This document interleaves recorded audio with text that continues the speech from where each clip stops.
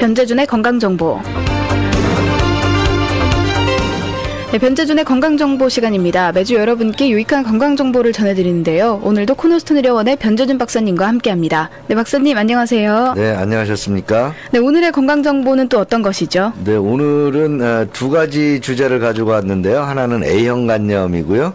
또 하나는 혀 밑에 넣는 약, 이런 주제로 말씀드리겠습니다. 네, 그럼 먼저 A형 간염을 가보면요. A형 간염이란 무엇인지가 먼저 궁금하죠. A형 간염은 말 그대로 A형 간염 바이러스에 의해서 간에 염증이 생기는 것입니다. 그러니까 간염 바이러스에는 여러 종류가 있거든요. 그것을 A형, B형, C형, E형 이렇게 분류를 하는데 그중에 A형 간염 바이러스가 일으키는 병이고요. 그 병의 주된 성격은 간에 염증이 발생을 하는 거죠. 그러면 이렇게 A형 간염이 걸리면 나오는 증상들은 어떤 게 있을까요? 증상은 A형 간염 바이러스에 의한 간염이든 또는 B형이든 C형이든 되게 비슷합니다. 급성 증상은 되게 비슷한 거예요. 그래서 구역질이 난다든지 구토가 난다든지 또는 배가 이렇게 뭔가 불편하고 아프다든지 소화불량 이런 것과 함께 황달이 오죠. 그리고 병을 앓는 동안에는 극심한 피로를 느끼게 됩니다. 그리고 이 황달 성분이 소변으로 이렇게 빠져나오기 때문에 그 소변이 갈색을 띠게 됩니다. 좀 그 연한 그 콜라빛 같은 이런 빛을 띠게 되고요. 그렇지만은 이 A형 간염은 다른 B형이나 C형 간염하고 달라서 만성화되는 경우가 없습니다. 만성화되는 경우가 없는 것으로 되어 있고 또 급성기에도 대부분의 사람들이 다 회복을 해서 실제로 치명적인 경우가 되는 것은 0.5% 1000명 중에 한 5명 정도 이 정도만이 치명적인 그런 그 질환으로 이렇게 앓게 된다 이렇게 알려져 있습니다. 근데요 이제 한국 사람들이 B형 간염을 많이 걸린다라고 하는데 네. A형 간염과 B형 간염의 다른 점은 무엇이죠? B형 간염이나 C형 간염은 이게 만성화된다라는 게 A형 간염과 다릅니다. A형 간염은 만성화되지는 않습니다. 그래서 B형, C형 간염은 만성화되기 때문에 그것이 간경화나 간암으로 진행되는 경우가 있는 거죠. 근데 A형 간염은 만성화되지가 않고요.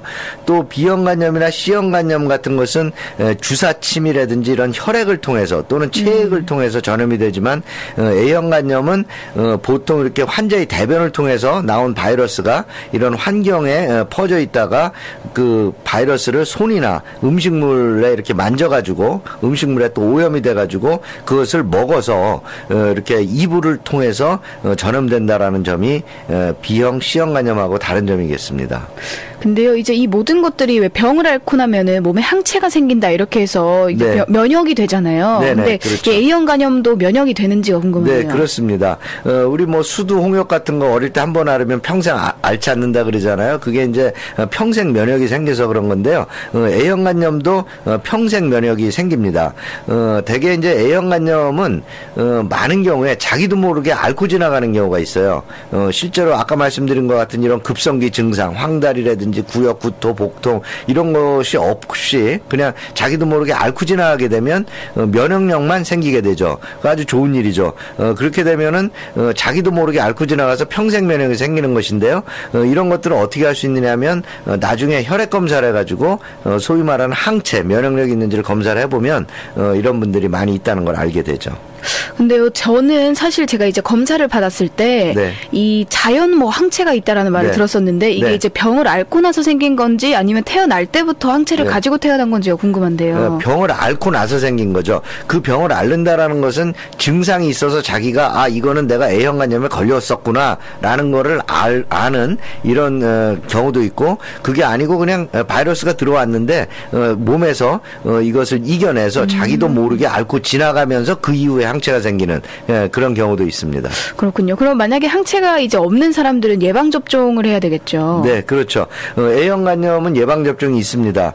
정기 예방접종은 만 1세 때 맞습니다. 그래서 1세 때 한 번 맞고요. 6개월 후에 다시 한 번 맞아서 2번 접종을 받으면 평생 면역이 형성되는 것으로 되어 있고요.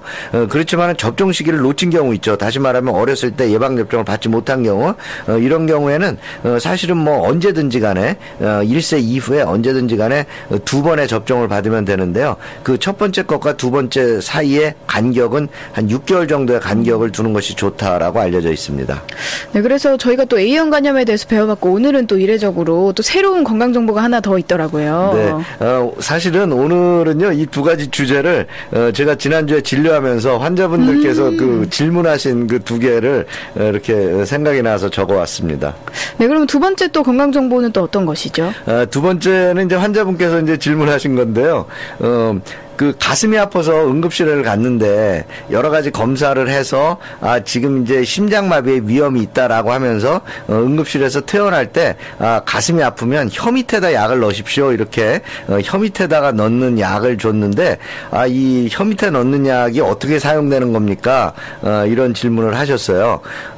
되게 뭐 약이라는 게 보통 우리 이렇게 알약을 물로 삼키게 되잖아요. 그런데 사실은 이렇게 혀 밑에다 넣는 약이 있습니다.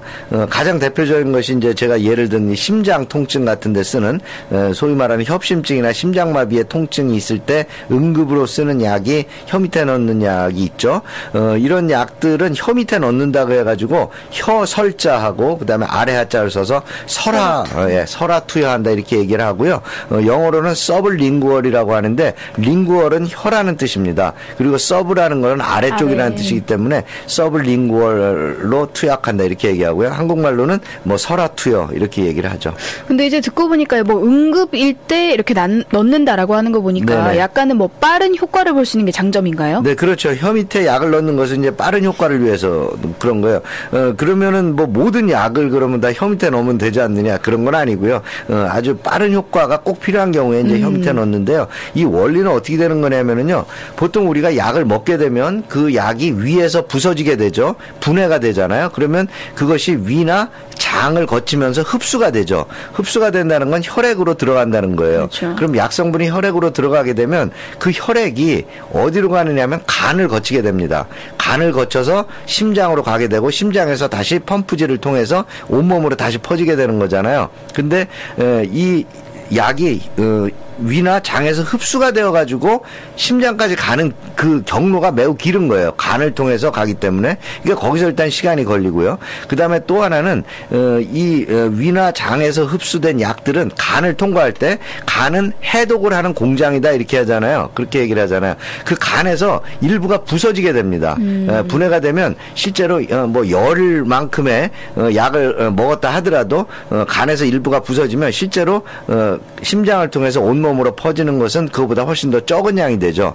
그래서 이 먹는 약은 그 실제로 심장을 통해서 온몸으로 퍼지는 데까지 걸리는 시간이 길고 그 동안에 간을 통과하면서 분해가 돼서 실제 유용한 그 양이 줄어드는데 혀 밑에는요 혈관이 많이 있어요. 혀를 이렇게 들어보면 밑에 이렇게 그 파란색의 그 혈관이 많이 보이잖아요. 그 혈관은요 간을 거치지 않고 직접 심장으로 들어가게 돼 있어요. 예, 그러니까는 혀 밑에 약을 넣으면 그 혈관을 통해서 흡수가 돼서 심장으로 바로 가게 되고 간에서 분해되지가 않고 또 심장하고 거리가 가깝기 때문에 빨리 도달을 해서 온몸으로 빨리 퍼지기 때문에 효과가 빨리 나타나는 것입니다. 그러면요, 이렇게 약간은 뭐 응급적인 부분에서 약간 심장마비나 이런 부분이 아닌 약들도 있는 건가요?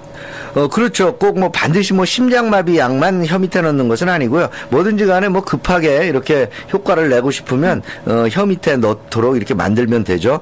편두통 심할 때 쓰는 약이 있습니다. 이런 약들도 혀 밑에 머리가 너무 아파서 빨리 그걸 회복을 해야 될 때 혀 밑에 넣는 약이 있고요. 또 이제 너무 불안증, 급성 불안증이 있을 때 안정제 같은 것도 이렇게 혀 밑에다 넣는 이런 약이 있습니다. 또 구역질이나 구토 같은 게 심한 경우에는 약을 먹게 되면은 먹은 약을 또 토하게 되잖아요. 예, 그러니까 그런 경우에도 혀 밑에 넣는 약을 쓰는 경우도 있습니다. 그러면요, 이거 혀를 밑에 약을 넣는다는 게 좀 생소해서 조금만 방법을 자세히 설명해 주신다면요. 네, 그냥 뭐 말 그대로 뭐 혀 밑에다 넣는 거예요. 근데 혀 밑에 넣는 약으로 넣고 만들어진 약은 사실은 특별하게 만들어져 있어요. 보통 알약하고는 좀 다르죠. 보이는 모양은 똑같아도 아무튼 혀 밑에 넣을 수 있도록 된 약을 이렇게 이제 혀를 들어보면 그 혈관이 많은 게 보이잖아요. 그러면 그냥 혀 밑에다 이렇게 넣어놓는 거예요. 넣어놓으면 그게 잘 녹게끔 되어 있습니다. 그러면 녹아서 바로 이렇게 흡수가 되죠. 그래서 그냥 혀 밑에 넣도록 만들어진 약만 혀 밑에 넣는 거고요. 그것을 혀 밑에다 그냥 가만히 넣어두기만 하면 바로 녹아서 바로 흡수가 되죠. 그렇기 때문에 두 가지죠. 혀 밑에 넣도록 된 약만 혀 밑에 넣어야 되고, 그렇죠. 예, 반대로 혀 밑에 넣도록 된 약은 물로 삼키거나 이렇게 깨물어서 부셔뜨려서 먹으면 안 된다라는 거죠. 근데 이게 혀 밑에 넣으면 침이 고이거나 이래서 꼭 삼키고 싶은 욕구가 생길 것 같은데 그걸 참아야 하는 거군요. 근데 사실은 바로 녹아요. 아, 그래요? 네네. 아, 그렇군요. 네, 그래서 오늘도 약간은 정말 유익한 건강정보였던 것 같은데, 이 코노스 의료원의 변재준 박사님과 A형 간염 이어서 혀 밑에 넣는 약에 대해서 배워봤습니다. 네, 박사님 감사합니다. 네, 다음 주에 뵙겠습니다.